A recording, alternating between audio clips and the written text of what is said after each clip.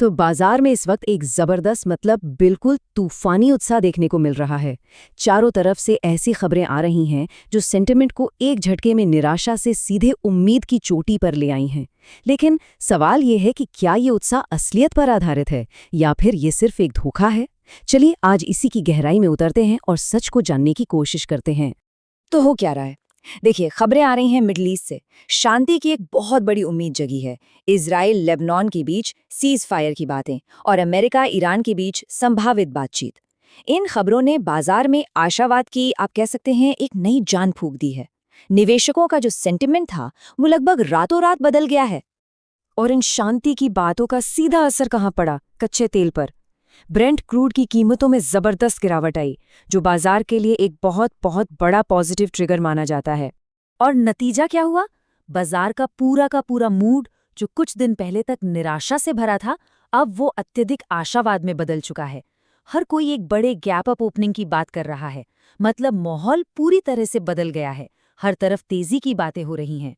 लेकिन यहीं पर सबसे बड़ा सवाल खड़ा होता है, क्या ये सच में एक लाइफ टाइम मौका है जिसे पकड़ लेना चाहिए, या फिर ये एक बहुत ही चालाकी से बिछाया गया बुल ट्रैप है जिसमें रिटेल निवेशक आसानी से फंस सकते हैं।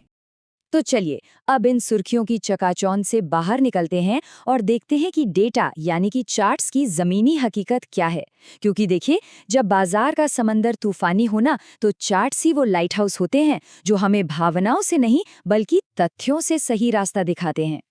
तो सबसे पहली और ज़रूरी बात, निफ्टी 500 जो इंडिया की 500 सबसे बड़ी कंपनियों को दिखाता है, वो पिछले सिर्फ 4 सालों में लगभग डबल हो चुका है। इसका सीधा मतलब ये है कि बाजार पहले से ही एक बहुत बड़ी, एक असाधारण रैली देख चुका है।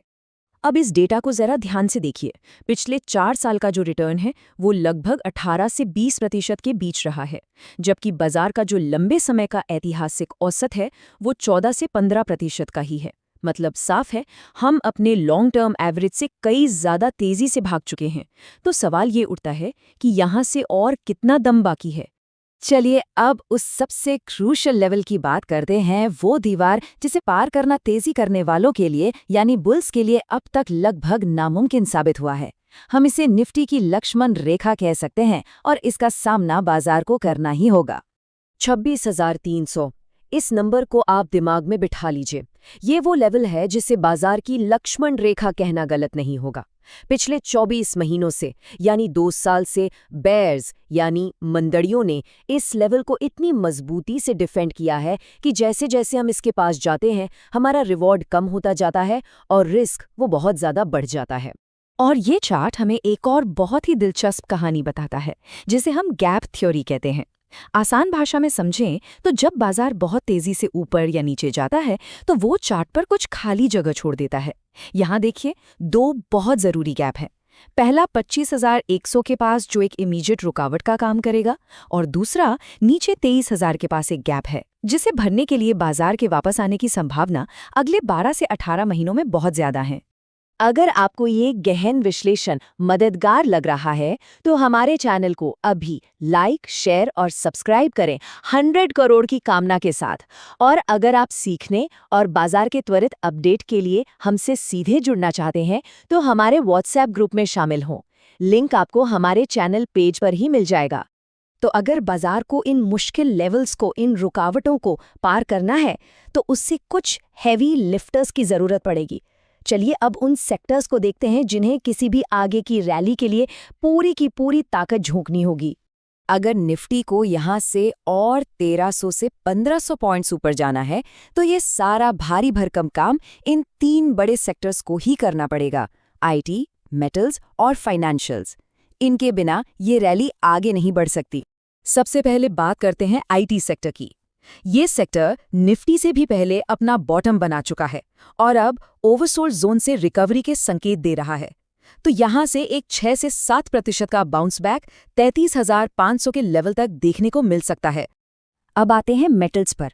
ये सेक्टर तो आउट परफॉर्मर रहा है, लगातार नए हाइज बना रहा है और इसमें रिवर्सल का कोई संकेत भी नहीं है, बल्कि आगे चलकर पुनर्निर्माण की जो मांग बढ़ेगी वो इसे 13,600 के लक्ष्य की ओर भी धकेल सकती है। और आखिर में आता है वो सेक्टर जो इस पूरी कहानी का हीरो या विलन बन सकता है, फाइनेंशियल्स। ये सच में एक करो या मरो वाली सिचुएशन है। अगले हफ्ते की शुरुआत में हमें इसी पर नजर रखनी है। अगर ये 26,700 से 26,900 का लेवल पार करके उसके ऊपर टिक गया तो रैली आगे बढ़ेगी, लेकिन अगर यहाँ कमजोरी दिखी तो ये पूरी की पूरी रैली ढह सकती है। अच्छा, ये तो हो गई शॉर्ट टर्म की तस्वीर। अब जरा शॉर्ट टर्म में जो कीमतों में गिरावट आई है उससे हटकर एक ऐसी सच्चाई पर ध्यान देते हैं जिसका बाजार पर एक लंबा असर पड़ने वाला है, और वो है एनर्जी की कीमतों की नई लॉन्ग टर्म रियलिटी।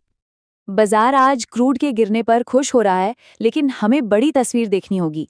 देखिए, वो सस्ते तेल वाले दिन वो अब एक तरह से खत्म हो चुके हैं।